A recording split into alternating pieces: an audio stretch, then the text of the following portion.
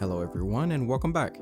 Today we're taking a look into my absolute favorite way to play the Nintendo Switch. But first, I just want to start this video by thanking each and every subscriber and viewer who's taken the time to enjoy my content. It really does mean a lot, not just for the growth of the channel, but also because it allows me to continue making the kind of content you're all asking for. With that said, if you enjoyed today's video, please consider subscribing, and as always, feel free to leave me a comment below. I'm always open to thoughts and ideas from the community. As a small humble goal, I'm working toward my first 100 subscribers. Thank you again for the support, and with that out of the way, let's get into it. So the first question for today is, what is the CRKD Nitro Deck? The CRKD Nitro Deck is a premium handheld controller dock for the Nintendo Switch, designed specifically for gamers who want a more comfortable and precise experience when playing in handheld mode. The Nitro Deck offers full-size analog sticks, customizable back buttons, Hall-effect sensors, and a much more ergonomic grip. Okay, so my first immediate thought with this controller is just how comfortable it is to hold. The grips are shaped to fit naturally in your hands, and it genuinely feels like holding a full controller rather than a slim tablet. The build quality is solid, no creaking or flexing, and the materials feel premium without being overly heavy. One of the most eye-catching versions of the controller is the SNES Special Edition Nitro Deck. It features a beautiful retro design inspired by the classic Super Nintendo color scheme. Think soft gray body, purple and lavender face buttons, and that iconic nostalgic vibe. This edition isn't just about looks, it's a love letter to retro fans who grew up with the SNES and want to recapture that feel in a modern format. Everything else about the build and features remains the same as the standard Nitro Deck, but that unique design makes it a standout piece in any handheld collection. For a quick size comparison, here's the Nitro Deck next to a few familiar controllers: the Atom Mini, a pair of Zelda themed Joy-Cons, and my custom PS5 DualSense Edge.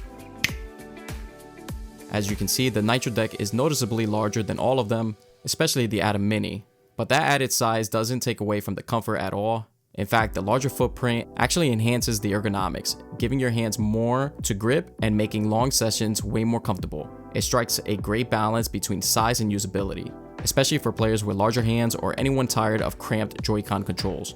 One thing I don't particularly care for with the Nitro Deck is the process of removing the Switch console from the controller. It's not the cleanest method. To eject the console, you need to slide the eject button upward on the back of the Nitro Deck, and after that, there's really no way to pull the Switch out without wiping your fingers across the screen. Unfortunately, there isn't a more elegant solution to this, so if you're someone who often switches between handheld and docked play, it might feel a little awkward. If you're someone who mostly play handheld, which this device is really built for, it's probably a non-issue. Just expect to clean your screen a bit more frequently. Now, using the Nitro Deck while gaming is honestly a huge step up from the stock experience. The analog sticks are responsive and drift-free thanks to Hall-effect sensors, and the rear paddles come in handy for competitive games or just remapping your most used buttons. The deck just gives me better control and comfort over longer sessions. Also, you can download the CRKD Companion app, which adds another layer to the experience. Same like in my last video, if you scan and register your controller into the app, it'll be ranked its own unique rarity, which is pretty cool to see. Now let's move over to a few games. Let's talk specifically about how Mario Kart 8 feels on the Nitro Deck. Honestly, it's a blast. Right away, the larger analog sticks give you much finer control over your steering, which is crucial in a game where cornering and precision make a huge difference. The ergonomic grip makes it easy to hold tight through long Grand Prix sessions, and the responsive triggers feel much more satisfying when drifting or using items. I also found that the added stability of the Nitro Deck, since the Switch is docked securely inside, makes it easier to stay locked in and focused, especially during 200cc races or online play. The rear paddles can also be mapped to functions like drift or item usage if you prefer, giving you a little bit more control flexibility. Next up, I tested Super Mario Bros. Wonder, and it feels fantastic. The D-pad and face buttons are super responsive, which is important for those tight jumps, wall slides, and quick power-up switches. The comfortable grip really shines here too, especially if you're playing through multiple levels in one sitting or tackling some of the more difficult badge challenges. Everything just feels more intentional and precise.